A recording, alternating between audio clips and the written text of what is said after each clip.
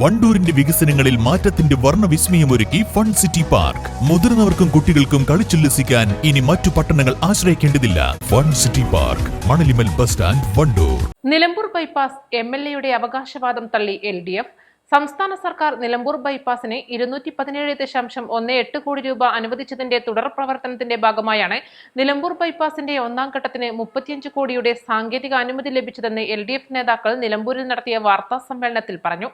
MLA ആയ ശേഷം നിയമസഭാ സമ്മേളനത്തിൽ പോലും പങ്കെടുക്കാൻ അവസരം ലഭിക്കും മുൻപ് എല്ലാം താൻ കൊണ്ടുവന്നതാണെന്ന അവകാശവാദം എട്ടുകാലി മമ്മൂഞ്ഞ് എന്ന കഥാപാത്രത്തെ ഓർമ്മപ്പെടുത്തുന്നതാണെന്നും നേതാക്കൾ പറഞ്ഞു.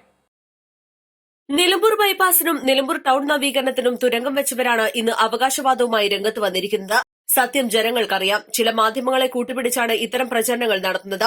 നിലമ്പൂർ ജില്ലാശുപത്രി വികസനത്തിന് നിലമ്പൂർ ഗവൺമെന്റ് മോഡൽ UP സ്കൂളിന്റെ സ്ഥലം ഏറ്റെടുക്കുന്ന നടപടിയെ തുടക്കം മുതൽ എതിർത്ത കോൺഗ്രസ് ഇപ്പോൾ ആശുപത്രി വികസനം യാഥാർത്ഥ്യമാകുമെന്ന് കണ്ടതോടെ വീണ്ടും തുരങ്കം വയ്ക്കാൻ ശ്രമിക്കുകയാണ്. ആശുപത്രി HMC യോഗത്തിൽ ആര്യടൻ ഷൌക്കത്ത് MLA പുതിയ സ്ഥലം കണ്ടെത്തണമെന്ന ആശയമാണ് പങ്കിട്ടത്. മുസ്ലിം ലീഗ് ഉൾപ്പെടെ ആശുപത്രി വികസനത്തിന് സ്കൂളിന്റെ സ്ഥലം ഏറ്റെടുക്കാനുള്ള നിലപാടിനൊപ്പം നിൽക്കുമ്പോഴാണ് കോൺഗ്രസിന്റെ ഈ ജനവിരുദ്ധ നിലപാടെന്നും അവർ ആരോപിച്ചു. നിലമ്പൂർ മണ്ഡലത്തിന്റെ വികസനത്തിന് LDF രാഷ്ട്രീയ നിറം നോക്കാതെ പിന്തുണയ്ക്കും. MLA സ്വന്തമായി വികസനവുമായി ബന്ധപ്പെട്ട പ്രൊപ്പോസൽ മുന്നോട്ട് വെച്ചാൽ പൂർണ്ണ പിന്തുണ നൽകും. UDF LDF വ്യത്യാസമില്ലാതെ സംസ്ഥാനത്തെ 140 മണ്ഡലങ്ങളിലും ഒരേപോലെ വികസനം നടപ്പാക്കുന്ന നയമാണ് സംസ്ഥാന സർക്കാരിനുള്ളത്. നിലമ്പൂർ ബൈപ്പാസിന് ഭൂമി വിട്ടു നൽകിയിട്ടുള്ള എല്ലാവർക്കും പണം നൽകുന്ന നടപടിയും സംസ്ഥാന സർക്കാർ സ്വീകരിച്ചു വരികയാണ്. LDF സർക്കാർ കൊണ്ടുവന്നതല്ലാതെ പുതിയതായി കൊണ്ടുവന്ന ഒരു പദ്ധതി MLAക്ക് പറയാനുണ്ടോ? തിരുവനന്തപുരത്ത് പോയി മന്ത്രിമാർക്കൊപ്പം ഫോട്ടോ എടുക്കാൻ ആർക്കും കഴിയുമെന്നും നേതാക്കൾ പറഞ്ഞു.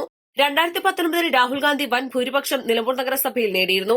ഇതേ വോട്ടർമാരാണ് 2020 മൂന്നിൽ 2 ഭൂരിപക്ഷത്തിന് LDFന് നഗരസഭയുടെ ഭരണം നൽകിയത്. ഉപതെരഞ്ഞെടുപ്പിൽ നഗരസഭയിൽ ഭൂരിപക്ഷം ലഭിച്ചു എന്നതിന്റെ പേരിൽ നഗരസഭാ ഭരണം ലഭിക്കുമെന്ന് പ്രതീക്ഷയുണ്ടെങ്കിൽ അത് നടക്കാൻ പോകുന്നില്ല. LDFന്റെ തുടർഭരണം നഗരസഭയിലുണ്ടാകും.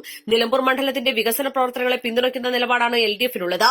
PV അൻവർ MLA സ്ഥാനം രാജിവെച്ചപ്പോൾ തന്നെ നിലമ്പൂരിന്റെ വികസനത്തെ ബാധിക്കില്ലെന്ന് LDF ഉറപ്പു നൽകിയിരുന്നു. ഇതാണ് ഇപ്പോൾ ബൈപ്പാസിന്റെ ഒന്നാം ഘട്ടത്തിന് സാങ്കേതികാനുമതി ലഭിക്കാൻ അവസരമൊരുക്കിയത്. നിലമ്പൂർ ടൌൺ വികസനം, ബൈപ്പാസ് തുടങ്ങിയവയിൽ LDFനൊപ്പം PV അൻവറും MLA എന്ന നിലയിൽ പ്രവർത്തിച്ചിട്ടുണ്ട്.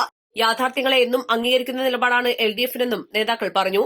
CPM ജില്ലാ കമ്മിറ്റി അംഗം E പത്മാക്ഷൻ, CPI ജില്ലാ കമ്മിറ്റി അംഗം PM Basheer, CPM Nilambur area secretary K Mohan, Kerala Congress M ജില്ലാ വൈസ് പ്രസിഡന്റ് സ്കറിയാഗ്ന തോപ്പിൽ, NCPS ബ്ലോക്ക് പ്രസിഡന്റ് പരിതൻ നൌഷാദ്, INL നിയോജക മണ്ഡലം പ്രസിഡന്റ് പറാട്ടി കുഞ്ഞാൻ എന്നിവർ പങ്കെടുത്തു.